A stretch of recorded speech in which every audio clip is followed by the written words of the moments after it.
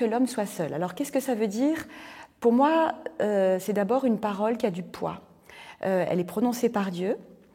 Dans le second récit de la création, dans la Genèse, chapitre 2, ça fait écho en fait au premier récit de création en Genèse 1, où Dieu termine chaque journée de création en disant c'est bon. Dieu vit que cela était bon, ou Dieu dit que cela était bon. De cette parole qui a une valeur de bénédiction et qui exprime que tout cela n'est pas le fruit du hasard, que c'est bien le projet de Dieu. De la même manière, ou de manière symétrique, quand Dieu dit « il n'est pas bon que l'homme soit seul », dans le deuxième récit de la création, en Genèse 2, c'est une parole qui a de la valeur, qui signifie que c'est dans le projet de Dieu que l'homme ne soit pas seul.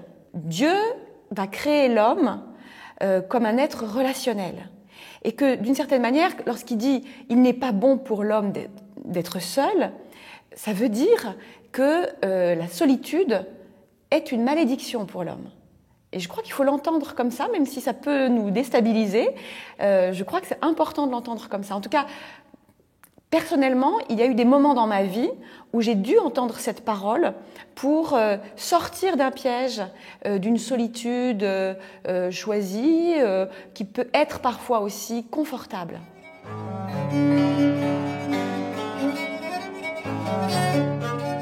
Puisque j'ai dit qu'a priori, dans le projet de Dieu, l'homme était relationnel et donc que la solitude était une malédiction, c'est délicat de dire qu'il y a une bonne solitude. En même temps, la question c'est finalement, qu'est-ce qu'on entend derrière le mot solitude ?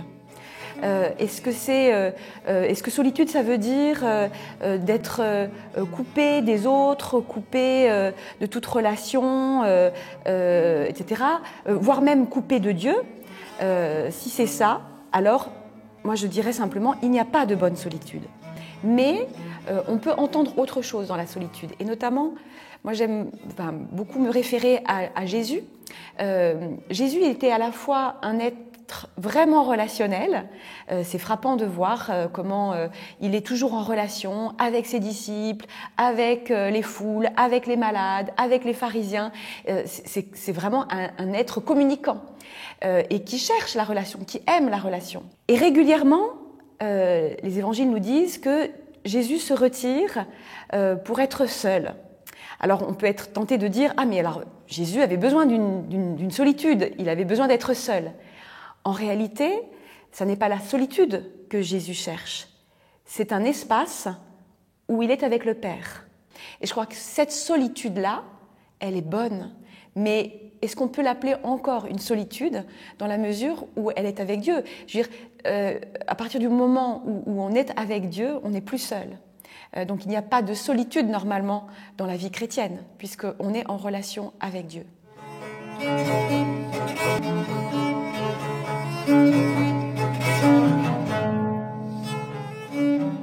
Alors c'est une question qui est difficile parce que elle nous renvoie encore une fois à ce qu'est la solitude. Et pour moi, il peut y avoir de la solitude dans le célibat, comme il peut y avoir de la solitude dans un contexte familial hyper relationnel. La solitude, je dirais celle qui pèse, celle qui isole, c'est une solitude qui est subie en fait, qui n'est pas justement cet espace qu'on vient chercher pour être en paix ou en relation avec Dieu. C'est vrai que dans mon ministère pastoral, je suis souvent interpellée ou questionnée par des personnes qui souffrent de la solitude. Récemment encore, une dame m'a interpellée en me disant « mais voilà, c'est trop dur pour moi, c'est une femme qui n'a pas d'enfant, c'est une femme qui n'a jamais été mariée et qui est à la retraite, donc qui passe ses semaines assez seule. Et donc, je peux tout à fait entendre, comprendre le poids de cette solitude. Et en même temps, ma réponse a été de lui dire « mais qu'est-ce que toi tu peux faire ? Qu'est-ce que toi tu peux proposer pour sortir de cette solitude avec d'autres, parce que ça ne te concerne pas que toi. Donc, propose-nous des choses. Propose à l'Église une sortie hebdomadaire, des rencontres, des soirées ciné. fais des propositions qui correspondent à ce que tu attends finalement de la communauté, et nous serons là pour t'accompagner, pour t'aider à mettre en œuvre ces choses-là. Mais n'attends pas toujours des autres, de la communauté de l'Église, de la société, que l'on te propose des solutions. La solitude que tu subis peut être aussi une chance, une force, une richesse pour les autres, parce que tu viendras les chercher, leur proposer des lieux de rencontre et des lieux de partage fraternel.